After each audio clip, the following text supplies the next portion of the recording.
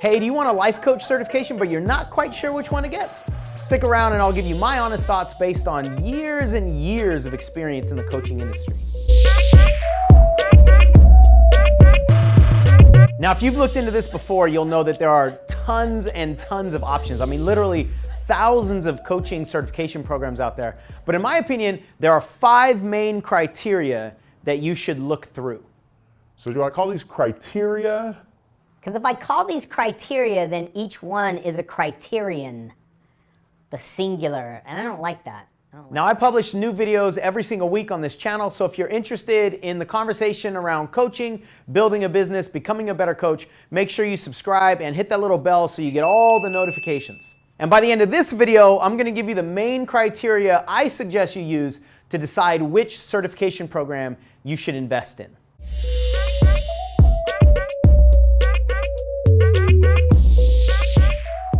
I'm Sean Smith, the founder of Elite Coaching University, where we give you the skills to be a better coach and the strategies to build a bigger business. After all these years in the industry, I get this question asked of me a lot. What certification program is best for me if I want to be a successful life coach? Let's talk about it. So first of all, you need one.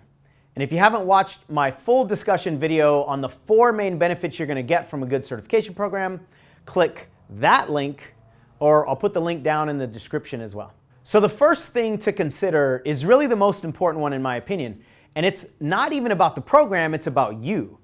The question you've got to ask yourself is, am I really, truly committed to becoming a coach? And the reason this is the one to start with is because whatever coaching certification program you get into, if it's a legitimate one, it's going to be lengthy, it's going to require investments of time, energy, and money, and it's not going to be convenient. So if you're not really fully committed to becoming a coach, save your money. It won't matter which one you choose because you won't do it. And then obviously if you don't consume and use the program, it doesn't matter how good it is or how many fantastic testimonials it has. It's useless to you because you're not implementing it. Now, how you dig into the curriculum and implement what you learn is going to be the most important factor to you becoming a good coach or not. And contrary to what a lot of people are searching for, the single most marketable factor in you building a good coaching business is your skill set. But on the flip side, if you really are serious and committed to becoming a coach, then you're going to get something powerful out of just about any program that you invest in, because you're going to take personal responsibility for your learning. And it's not so much about the bells and whistles of the program, it's really about your engagement in the program. The second consideration is a very simple one. Does it teach the tools that you need? I mean, let's not overcomplicate this too much. Does it give you what you want to do the work that you're committed to do as a coach? If it doesn't give you the right tools, then it's not a good fit. And I know that might sound super basic, but I'll tell you what, a lot of people choose to invest in programs because of the testimonials, or because of the website, or because of the celebrity status of the trainer. And all of that is well and good, but if it's not a good fit, it's not a good fit. It doesn't matter how shiny and seductive the package is. If it's not practical for you, what's the point? So really check into it with some scrutiny. Look under the hood a little bit and see if it's going to equip you with the tools and the confidence and the resources to make the kind of impact that you want to make in the world. So if you want to coach high-level athletes, find a program that teaches a little bit about the psychology of competitive athletes, or the physiology, what happens to the brain in high stressful, high competitive situations, maybe a little bit about sports nutrition. But if you want to help couples create more joy and happiness in their relationships, then maybe you want to look into the masculine-feminine dynamic, communication styles, vulnerability, intimacy, all that stuff as it relates to relationships, as opposed to intimacy as it relates to strangers. That's a different topic. That might be a good niche. I haven't seen that one before. Again, the message here is get the tools that are going to help you with whatever work you want to do in the world. Now, if you don't really know exactly what you want to do specifically, but you know you want to get into the coaching industry and maybe get a little bit of traction, then just go a little more broad. Maybe find yourself a general behavior change sort of curriculum that can be applied to any context. And then once you decide exactly what you want to do, obviously get the specialized tools that you'll need at that point. And that's totally fine if that's where you are. Don't wait until you're 100% clear on exactly what you think you're going to do for the rest of your career in order to get started. Because a lot of times you won't ever be able to figure it out until you get started. Now, the third consideration is something that a lot of people don't pay a lot of attention to, but it's really important. Does it feel right? We spend too much time on this planet being slaves to our intellect. And while that helps us not get into trouble sometimes and not do things that are stupid, it also doesn't allow us to follow our heart when that's the most important thing to do. When I got serious about becoming a coach and got certified in NLP, I didn't do a bunch of research and figure out what's the best program. I just followed the person that gave me a life-changing experience. And he wasn't certified by some board or some institution. I didn't need that for the trust. I trusted him because he shifted my life. I felt it in my body. So if you can, give the program a try.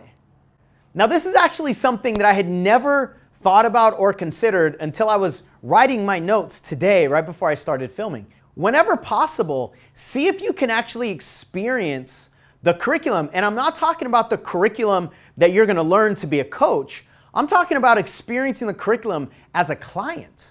I mean, if you don't really believe in the methodology that gave you a good experience, what's the point of learning it? And honestly, when I came up with that earlier today, I thought, that's a pretty good idea. I'm going to start doing that.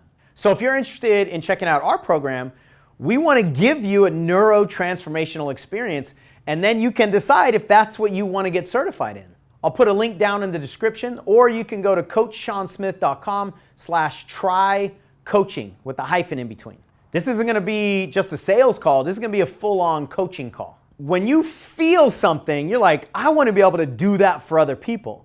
So on this call, we want to give you an actual experience of the neurotransformational processes that we teach. So in this experience, we can help you clarify and identify your biggest goals and dreams and maybe help you set a game plan to achieve them. We could help you identify and shift limiting belief or values conflicts. We could go super deep and give you some trauma release or neurological release if that's what you need. So the bottom line is, give it a try. If you like the methods and you like the experience, great. We'll tell you how to get certified in doing that kind of work with other people. And if you don't like it, great. At least you now know that it didn't resonate with you and you can close that door. And honestly, I'm happy to give this to you because I'm not interested in seducing you into a relationship and pulling money out of your wallet if it's not a good fit. That's not what I'm about. That's not for me. You can keep your money if I can't change your life. All right, the fourth consideration is, are there happy customers? Now, this is a big one out there. It's probably the main one that people use to decide on the certification program. And I totally get it. Social proof is important. We don't want to be the guinea pigs, right? So we want to know that somebody's gone through the program and they have good things to say about it and it actually delivered what it said it was going to deliver. What I would say, though, is really dig into the details of the success stories.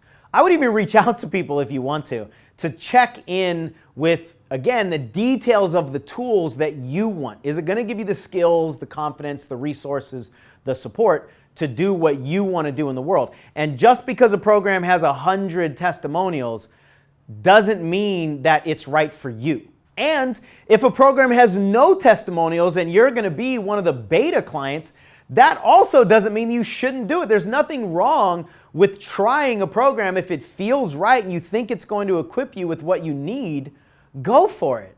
I mean, every great program out there at some point was starting out and it had no testimonials. So a program doesn't have to be around for years and years and years with hundreds of success stories to be valid. As long as you put it under the microscope and it looks good and it sounds good and it feels good, do it. And finally, number 5 is, does it teach general coaching concepts? Specialized tools are awesome, but specific tools don't always transfer to utilization. And what I mean by that is, just because you learn how to use certain specialized tools, if you don't know how and when to implement them in the general coaching conversation, then how useful are they going to be? When I got certified, for 21 straight days, by the way, in speaking and coaching, I walked out of that room feeling like I had all these tools at my disposal. But it wasn't until I actually got on the phone with people that I realized I'm not sure how to use these things. It actually took me several years to get comfortable using the tools in a generalized coaching sense. So I spent a lot of my time trying to help coaches understand when to do certain things, how to do certain things, how to decide on the fly when to use certain tools, but also a lot of the bigger aspects of coaching. Things like how to create rapport, how to set clients up to succeed in between their calls, give them self-coaching tools and techniques, how to know if a client has leverage in the moment for you to be able to do your work or not. And then there's practical things like how to manage your schedule or how to block your coaching time to get more effectiveness out of your energy, how to take notes on the call and share those notes, how to prep the clients before the call so the calls are better. So think of the specific modality or methodologies as the engine that gives you the skills as the coach that you need. But if you don't have the body of the car to put the engine in, then how useful is the engine? So to recap these 5 criteria, number 1, are you even committed to becoming a coach and digging into the program? Number 2, does it teach the tools that you need to do the work that you want to do? Number 3, does it feel right to you intuitionally? Is that a word? Intuitionally? Number 4, are there happy customers and success stories? And number 5, Mambo number 5.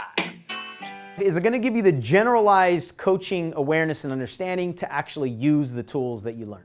Now, once upon a time when people would ask me this question, all I could give them were these 5 criteria about how to decide on a certification program. But now, I got one of my own. We actually have 2 certification programs, one online and one in person if you want to do the deep work. And what I teach is something that I call neurotransformational coaching.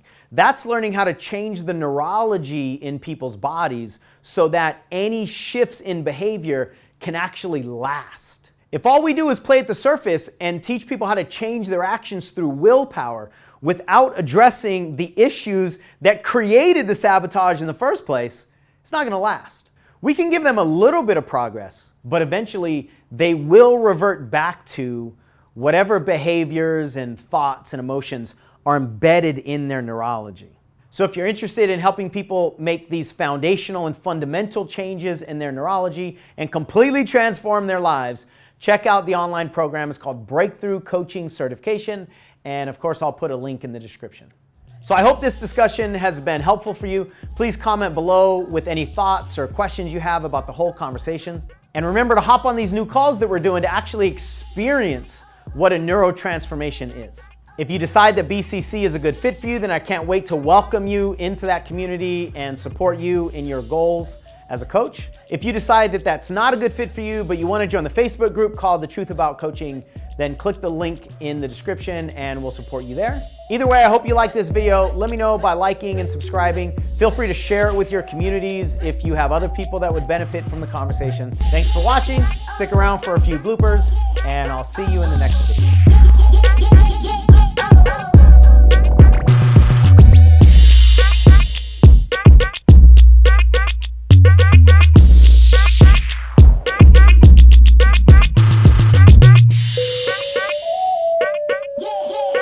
Stay tuned. Freaking Michelle. 5 steps to be more intimate with total strangers. Step number 1. I'll stop there. That was going to be way too easy. Oh my goodness. I'm really glad I filtered that out.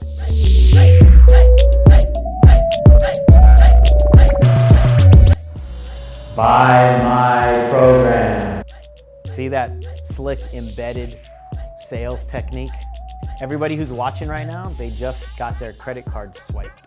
Really? Grand. I don't even use that word.